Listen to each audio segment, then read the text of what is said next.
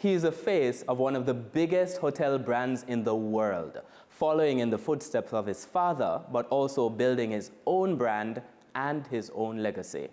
But what is he beyond all of that? Adam Stewart is my guest. I'm Archibald Gordon.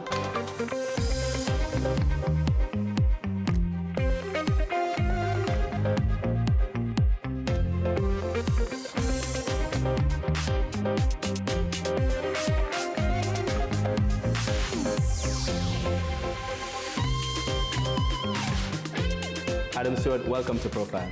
Thank you for having me. So it is hard to have this conversation without starting by talking a little bit about your father, who died earlier this year, and who shaped so much of you and of your life. Sure. My sympathies on his passing. Thank you very much. How's that been? It'll never quite be the same, you know. He was such a magnanimous human being. For all of Jamaica, the Caribbean at large, anyone who knew him, an incredibly bold thinker, somebody who always looked to the future, an amazing patriot for the country of Jamaica, a champion of all things excellence in any business venture that he went on. And it happened really quick. You know, as a family, we learned he was not well not long before he passed. It really, in the scheme of things, wasn't that long. And you know, it's hard to imagine somebody, you know, we call him our Superman, our superhero. It's hard to imagine somebody so bold, somebody so accomplished. You know, he's not here. He's not here with us any longer. But he created one incredible legacy for our family, for the country of Jamaica. He showed the world that Jamaica could compete on a world stage in anything that we did. And we don't take any of that for granted. Truly, truly humbled by his 50, this year would have been 54 years in business for him. And so we get up every day to strive to make him proud, to continue the legacy, fly the flag high, and we keep him at the center of all of our thought and all of what we're doing. You know, we sit back and say, you know, what would Butch do? What would Dad do? How would he approach this situation? Not driving the car in the rearview mirror, but certainly his style, I think, for generations will be relevant. Are there days in which you are like, whoa, he's not here?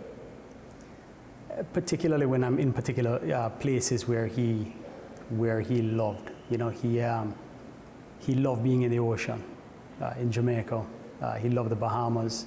He took time off over there. He used to walk the streets of London. London was the first country he went to at 18 years old when he left Jamaica. First time on an airplane, first time flying internationally. So I was in London this August and September. And you look around and you feel him. You know, these were his spots, the places that he used to hang out at. And you get those moments, as you say, where it's hard to imagine that he's not going to pop around the corner with his big personality and his proud voice and making everybody laugh and living life to the fullest. You know, he was a champion of just celebrating life and making the most out of his time. And as the song goes, you know, he did it his way every day. And for that, we are immensely grateful for the time that we got with him. You talked a little bit about earlier about family as well. What was early family life like? Because you have said that he was your, you know, sort of a superhero. What were those conversations like? You know, I think for people today, they see the accomplishments, they see the accolades, they see the physical assets, they know the brand sandals, they know the brand ATL. But in 1968, at 26 years old, when Butch Stewart went into business on his own, he came from an incredibly humble beginning. Grew up on a beach in Ocho Rios, to an incredibly hardworking mother, a father who was an alcoholic but an absolute sport. Everybody loved him. He was always in the rum bar giving everything away. He always used to joke, he said he had a rent-a-car business, but he always gave the cars away for free, never rented them. And my grandmother was cussing my grandfather. So at 26 years old, after working a multitude of jobs, the last one being in the Curacao Trading Company, which really taught him how to be a salesman and a tradesman. He rolled the dice and founded ATL 1968.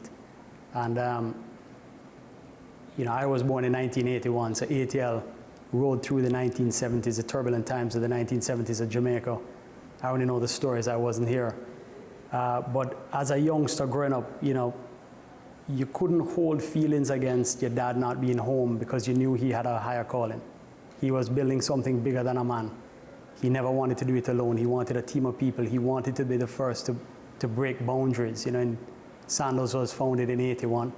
We just celebrated our 40th anniversary. In 1983, he set up a pension scheme for his group of companies.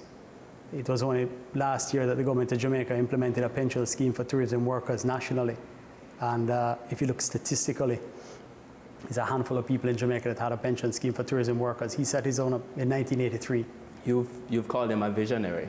At the dinner table, was he like that? What were those conversations like? You don't get to the level that Butch Stewart got to by being a pushover. He was driven, he was motivated, he defined the word grit, determination. And you know, he had a heart of gold when you needed him. You knew he would always be there. Friends, even foes, knew that Butch would always be there for you. But he was a guy determined to make something of this world. So he pushed boundaries every day.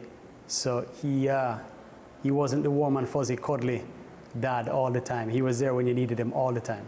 But his goal was to shape you, was to make you a stronger person, to find in you what you didn't know you had in yourself. And that doesn't go for me and my siblings, that goes for everybody. Everybody he interacted and touched. And you know, you couldn't be in a room with him and not know he was there. He had that presence and that aura. And that's what made him the single largest successful business entrepreneur to have ever come out of the Caribbean and to build the only super brand to have ever come out of the Caribbean. You've spoken of your siblings there. Your experience of life with them early on. Very normal, very, very normal. So we have a few mothers in the way. So I have a number of half brothers and half sisters, but we don't consider ourselves half anything. You know, we're all. He was married more than once. He was, and sometimes not married. We are a very close family, and I've always been a very tight-knit family. And my dad, even though he was absent because he was pounding the pavement, you know, this is long before the internet and mobile telephones, you knew he was out there doing the work for a better lifestyle for us, for a better Jamaica, Caribbean, etc. But at the center, he would always gather us back. He was the kind of epicenter of Christmas. He loved Christmas, you know, this time of year. He loved family trips and gatherings and getting people together for no special reason, just being together, you know, in his home on a weekend. Lots of food, lots of laughter, lots of stories. A big storyteller. Always tell you stories, and he'll tell you the same story over and over and over. You have to laugh every time. He made you laugh every time. So, I mean, family life, outside of the fact that he was constantly on the road, you know, on the road 220, 230 days of the year, selling sun, sand, and Caribbean. When he was home, it was as normal as being the son of a tycoon can be. You know, 3 telephones in his ear, always movers and shakers around, always doing something. So when you would see him sit back and relax for more than an hour or two, you knew that that wasn't going to last very long. It was just his style. And that's the life you grew into. We're going to be talking a little bit about you paving your own path, your early days in school. We are talking to Adam Stewart on Profile. Stick around, right back with you after the break.